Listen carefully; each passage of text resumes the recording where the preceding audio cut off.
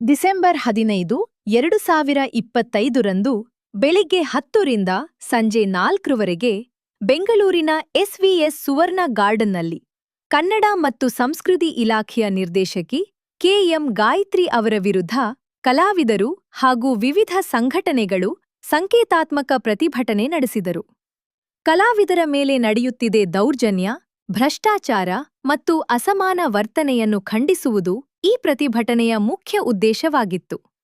ರಾಜ್ಯದ ವಿವಿಧ ಕಲಾವಿದರ ಸಂಘಗಳು ಮತ್ತು ಸಾಮಾಜಿಕ ಸಂಘಟನೆಗಳ ಪ್ರಮುಖರು ಪ್ರತಿಭಟನೆಯಲ್ಲಿ ಪಾಲ್ಗೊಂಡು ತೀವ್ರ ಆರೋಪಗಳನ್ನು ಹೊರಿಸಿದರು.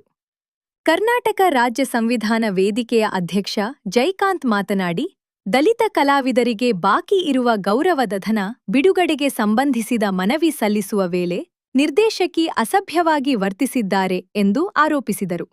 ಅಲ್ಲದೆ ಅಂತರರಾಷ್ಟ್ರೀಯ ಖ್ಯಾತಿಯ ಜನಪದ ಗಾಯಕ ಜೋಗಿಲ ಸಿದ್ದರಾಜು ಅವರಿಗೆ ಜಾತಿ ಆಧಾರಿತ ಅವಮಾನ ಮಾಡಿದ್ದಾರೆ ಎಂಬ ಆರೋಪವನ್ನು ಅವರು ಮುಂದಿಟ್ಟರು.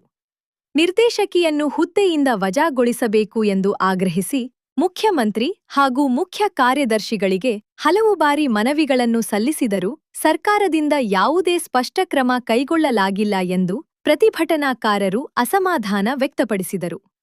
ಕಲಾವಿದರ ಹಕ್ಕು ಹೋರಾಟಗಾರರು, ಇಲಾಖೆಯೊಳಗೆ ಅಧಿಕಾರದ ದುರುಪಯೋಗ ನಡೆಯುತ್ತಿದ್ದು, ಕಲಾವಿದರ ಕಲ್ಯಾಣ ಯೋಜನೆಗಳು ಉದ್ದೇಶಪೂರ್ವಕವಾಗಿ ವಿಳಂಬಗೊಳ್ಳುತ್ತಿವೆಯೇ ಎಂದು ಆರೋಪಿಸಿದರು. ಜೊತೆಗೆ ಕಲಾವಿದರಿಗೆ ಇಲಾಖೆಯ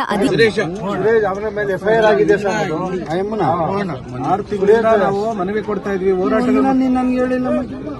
ಬಂದಿದ್ದಾನ 2 ಸತಿ ಬಂದು ಸಿಎಂ ಭೇಟಿ ಮಾಡಿ ಬಂದ್ವಿ. ಸಿಎಂ ಪಾರ್ಟಿ ಚೇಂಜ್ ಮಾಡಬೇಕು, ಒಳ್ಳೆ ಸುಸಂಸ್ಕೃತರಾಗಿರುವಂತಹ ಒಂದು ನಿರ್ದೇಶಕರು ಬೇಕು. ಅರವಿಂದ್ ಧರಣಿದೇವಿ ಮಾಲ್ಗತ್ತಿ ಅವರು ತುಂಬಾ ಒಳ್ಳೆಯವರು ಇದ್ರು. ಅಂತವ್ರು ಯಾರನ್ನಾದ್ರೂ ಅವ್ರಿಲ್ವಾ? ಅವ್ರಿಲ್ಲ. ಅವ್ರ ಜಾಗಕ್ಕೆ ಅವ್ರು ಬಂದಿರೋದು ಒಂದು ಬಿಲ್ಲು ಮಾಡ್ತಾ ಇಲ್ಲ. ವಾಸ್ತು ಚೇಂಜ್ ಆಗಿಲ್ಲ. ಲಾಸ್ಟ್ ಇಯರ್ ಇದ್ರು ಅಲ್ಲ, ಈಗ ಬಂದು 6 ತಿಂಗಳಾಯ್ತು. ಆಮೇಲೆ ಇಲಾಖೆ ಮೇನ್ ಡೋರ್ನ ಕ್ಲೋಸ್ ಮಾಡ್ಬಿಟ್ಟು ವಾಸ್ತು ಸರಿಯಿಲ್ಲ ಅಂದ್ಬಿಟ್ಟು ಹಿಂದೆಗಡೆ ಬಾಗಿಲು ಮಾಡಿದ್ದಾರೆ.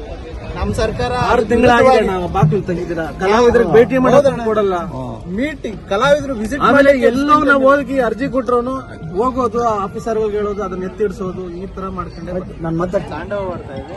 ಬಹಳ ಮುಖ್ಯವಾಗಿ ಕಲಾವಿದರನ್ನ ಗೌರವದಿಂದ ನಡೆಸ್ಕೊಳ್ತಾ ಇಲ್ಲ.